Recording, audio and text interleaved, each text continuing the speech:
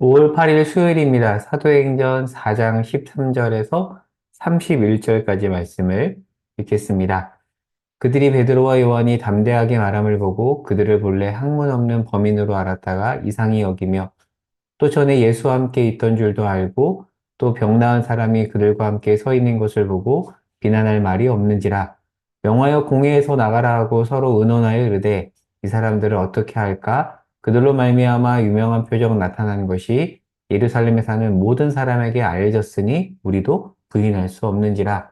이것이 민간에 덮어지지 못하게 그들을 위협하여 이후에는 이 이름으로 아무에게도 말하지 말게 하자 하고 그들을 불러 경고하여 도무지 예수의 이름으로 말하지도 말고 가르치지도 말라 하니 베드로와 요한이 대답하여 이르되 하나님 앞에서 너희의 말을 듣는 것이 하나님의 말씀을 듣는 것보다 옳은가 판단하라. 우리는 보고 들은 것을 말하지 아니할 수 없다 하니 관리들이 백성들 때문에 그들을 어떻게 처벌할지 방법을 찾지 못하고 다시 위협하여 놓아주었으니 이는 모든 사람이 그 된 일을 보고 하나님께 영광을 돌립니다. 이 표적으로 병 나은 사람은 40여 세나 되었더라. 사도들이 노임에 그 동료에게 가서 제사장들과 장로들의 말을 다 알리니 그들이 듣고 한 마음으로 하나님께 소리를 높여 이르되 대주제여 천지와 바다와 그 가운데 만물을 지은 이시오 또 우리 주의 종 우리 조상 다윗의 입을 통하여 성령으로 말씀하시기를 어찌하여 열방이 분노하며 족속들이 허사를 경영하였는고 세상의 군왕들이 나서며 관리들이 함께 모여 주와 그의 그리스도를 대적하도다 하시니로소이다. 과연 헤롯과 본디오 빌라도는 이방인과 이스라엘 백성과 합세하여 하나님께서 기름 부으신 거룩한 종 예수를 거슬러 하나님의 권능과 뜻대로 이루려고 예정하신 그것을 행하려고 이 성에 모였나이다. 주여, 이제도 그들의 위협함을 굽어보시옵고 또 종들로 하여금 담대히 하나님의 말씀을 전하게 하여 주시오며 손을 내밀어 병을 낫게 하시옵고 표적과 기사가 거룩한 종 예수의 이름으로 이루어지게 하옵소서 하더라. 별기를 다음에 모인 곳이 진동하더니 우리가 다 성령이 충만하여 담대히 하나님의 말씀을 전하니라. 아멘. 자, 지금 예수를 죽인 유대의 공회원들이 긴장하고 있습니다. 왜냐하면 예수만 죽이면 모든 게 끝날 줄 알았거든요. 그런데 오히려 예수의 죽음 이후에 기독교 공동체가 확장되고 있습니다. 예수님은 죽었지만 부활하여서 승천하셨죠. 그리고 성령을 보내셨습니다. 예수님은 그 성령을 통해서 여전히 역사하고 계신 것이죠. 그리고 성령 충만한 제자들이 복음을 전하고 있고 사람들이 그 복음에 반응하고 있습니다. 그걸 보고 사람들의 반응을 보고 공회원들이 긴장하고 있습니다.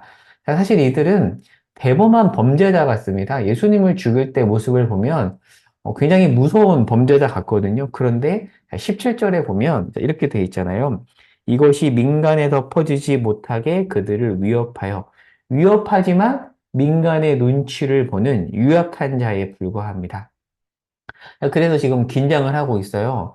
그러나 어떻게든 소문은 퍼지지 못하게 해야 되니까 17절에 보면 베드로와 요한을 위협해서 소문이 퍼지지 못하도록 합니다. 하지만 소문은 막을 수가 없죠.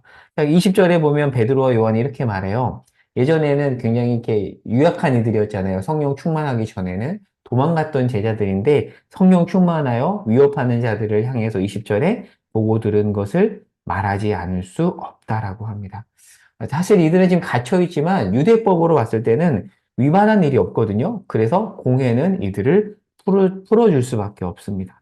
자, 지금까지 내용을 한번 정리해 볼게요. 자, 3장부터 지금 사건이 어떻게 흘러가냐면 나면서부터 걷지 못한 사람과의 만남으로 시작이 되어서 지금 예루살렘의 부흥으로 이어집니다. 사실 이 모든 것들은 예기치 않은 상황입니다. 전혀 예상하지 않았고 그냥 하나님의 말씀 앞에 반응했고 성령 충만함으로 나아갔더니 이런 일이 벌어진 겁니다. 그러니까 하나님은 늘 이렇게 우리의 기대를 뛰어넘어서 일하시죠. 자, 그리고 22절은 그 치유받은 자가 나면서부터 걷지 못했던 자가 치유받았는데 그 사람의 나이가 40여 세가 되었다라고 말함으로써 그가 걷게 된 것이 정말 큰 기적임을 한 번 더 드러내고 있습니다. 자, 조금 더 이제 본문을 더 보면, 자, 23절 이후에, 자, 베드로와 요한은 이제 풀려났습니다. 그리고 동료들에게 돌아가서 그간의 상황을 보고하는데, 자, 모인 자리에서 시편 2편 말씀을 기억해냅니다.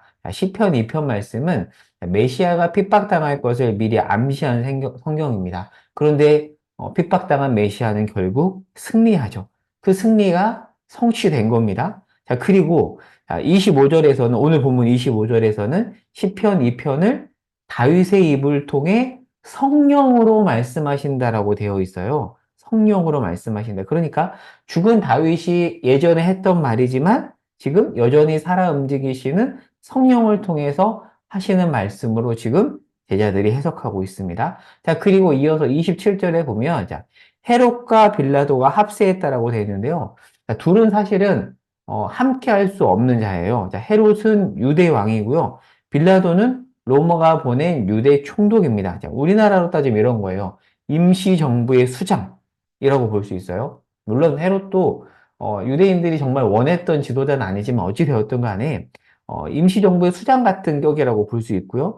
그리고 빌라도는 뭐 일본 정부가 보낸 총독이라고 볼 수 있는데 지금 둘이 합세하고 있습니다. 둘은 사이가 좋을 수가 없는데 지금 예수와 예수의 제자들을 핍박하는데 예수의 공동체를 핍박하는데 이 견원지간이 연합하고 있습니다. 자, 그런데 이 27절과 이어서 28절, 31절을 엮어서 볼게요. 자, 뭐라고 말하냐면 하나님의 종 예수를 거스르는 게 하나님의 권능과 뜻이라고 말해요. 사실 하나님의 뜻은 하나님의 종 예수를 거스르는 세력을 무찌르는 게 하나님의 뜻인 것 같아 보이는데 우리가 볼 때는 오히려 그런 현실이 하나님의 뜻이라고 말하고 있습니다. 심지어는 예수를 거스르는 게 하나님의 뜻대로 이루려고 예정하신 것이다라고 말씀해 주고 있습니다. 우리 생각을 뛰어넘는 하나님의 일하심과 계획하심인 거죠. 우리가 볼 때는 하나님이 헤롯과 빌라도를 없애주기를 바라지만 하나님은 그대로 두십니다. 그리고 그 속에서 하나님의 뜻을 이루시죠. 그래서 성령 충만한 제자들은 이 상황을 없애달라고 하지 않고요. 자, 29절에 보겠습니다. 이렇게 말하죠. 주여, 이제도 그들의 위협함을 굽어보시옵고 또 종들로 하여금 담대히 하나님의 말씀을 전하게 해주십시오. 하나님 이 상황 없애 주십시오라고 하지 않고요. 뭐라고 말하죠? 담대하게 해달라고 기도하고 있습니다. 이러한 제자들의 반응을 통해서 우리가 이 말씀을 좀 우리 삶과 연결해서 생각해 보려고 합니다. 제가 갑작스럽게 5월에 장미를 가져왔는데요. 지금 5월이죠. 5월에는 장미가 제일 아름답다고 합니다. 그런데 사실 우리가 받는 어떤 선물, 장미를 보면 대부분 가시가 없습니다. 자, 그런데 장미는 가시와 함께 있어요. 원래 장미는 가시를 이렇게 머금고 태어납니다. 그러나 우리는 장미를 보며 어떻게 하죠? 이 가시를 없애달라고 하고 있죠. 생각해 볼 게 있습니다. 자, 왜 하나님은 장미에 아름다운 꽃과 가시를 함께 묶으신 걸까요? 실제로 장미는 꽃보다 먼저 가시로 싹을 튼다고 합니다. 새싹이 나와서 줄기를 형성하고 가시가 돋고 꽃을 피우죠. 이 모든 것이 연속적인 과정입니다. 놀랍게도 가시가 꽃을 피웁니다. 어찌 보면 좀 지나친 표현일지도 모르겠지만 가시를 없애려고 하는 것은 조물주의 신비를 보지 못하는 걸 수도 있습니다. 가시와 꽃은 사실 우리가 나눌래야 나눌 수 없는 거예요. 나눌 수 없는 하나님의 창조의 영역이고 이런 어떤 과정을 통해서 하나님이 어떻게 일하시는 분이신지에 대해서 우리가 생각해 볼 수 있습니다. 오늘 말씀을 이 모든 것들과 엮으면서 이제 정리하고 적용해 보려고 합니다. 어떤 작가가 책에서 그런 말을 해요. 고통이라는 가시를 떼어버리고 행복이라는 꽃만 가지는 것도 불가능하다. 생각해보면 제가 가장 많이 배웠던 상황은 가시가 제거되고 꽃만 있는 환경이 아니었던 것 같아요. 가시하고 꽃이 함께 엮인 상황 속에서 가장 많이 배웠던 것 같아요. 사실 헤롯과 빌라도는 가시입니다. 25절, 오늘 본문 25절에 보면 이런 표현이 있죠. 시편 말씀을 인용한 말씀인데 열방이 분노하며 족속들이 허사를 경영했다. 이 모든 것도 사실은 가시였습니다. 그것만 없으면 아름다운 꽃이 될 것 같지만 하나님은 분노와 족속들의 허사를 함께 묶으시면서 그 속에서 꽃을 피우시죠. 그러니까 장미는 꽃도 본질이지만 가시도 본질이거든요. 그래서 오늘 하루 우리가 가시와 꽃을 함께 품고 또 함께 품으시는 하나님을 배우는 하루가 되었으면 좋겠어요. 제가 김기성 목사님의 책에 나오는 내용을 하나 인용해 볼게요. 김기성 목사님 책. 최근에 나온, 책에 나오는 내용인데, 이 밴쿠버, 캐나다 밴쿠버에 가면은 이렇게 큰 나무가 맥없이 쓰러져 있는 경우가 되게 많이 있대요. 근데 왜냐하면 이 밴쿠버는 기후 조건이 너무 좋아서 나무들이 뿌리를 깊이 안 내린대요. 그러다 보니까 세찬 바람이 불면 이렇게 나무가 핑핑 쓰러진다고 합니다. 그러니까 흔들림의 여지가 별로 없었던 거죠. 그런데 이거는 이제 임기성 목사님 책에 나오는 내용은 아닌데요. 이제 중동에 가면 있는 이 나무가 어떤 나무냐면 성경에서는 감람나무라고 번역된 올리브 나무입니다. 근데 이 올리브 나무는 이 자라는 환경이 매우 척박한 사막입니다. 그러다 보니까 뿌리를 굉장히 깊이 내려요. 그러니까 보통은 15년이면 이렇게 열매 나무가 수명을 다하는 때인데 이 올리브 나무는 15년이 돼야 비로소 뿌리를 깊이 내린대요. 그런데 이 올리브 나무는 그 이후에 생명이 언제까지 지속이 되냐면 무려 평균 수명이 1000년 가까이 되고요. 심지어 지금 이스라엘에 가면 2000년 정도 된 올리브 나무가 있다고 합니다. 그러니까 예수님 시대에 심겨진 올리브 나무가 지금도 끈질긴 생명력을 가지고 살아 있다라는 거죠. 척박한 환경에서 깊이 뿌리 내리는 올리브 나무. 좋은 환경에서 깊이 뿌리 내리지 않아서 바람이 불면 넘어지는 나무. 이 둘을 우리는 비교해 볼 수 있습니다. 이렇게 본다면 흔들림은 좋지 않은 기후 조건은 무조건 다 나쁜 것이 아니라 깊어지기 위한 길이라고도 볼 수 있습니다. 그런 면에서 가시가 무조건 다 나쁜 것만은 아닌 것 같습니다. 초대교회는 나쁜 기후 조건 속에서 무럭무럭 자랍니다. 좋은 조건이 아니었어요. 정말 안 좋은 조건이었습니다.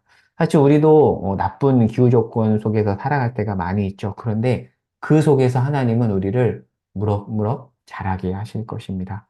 뿌리 깊은 나무로 우리를 하나님은 만드시고 계십니다. 지금 상황이 어려우십니까?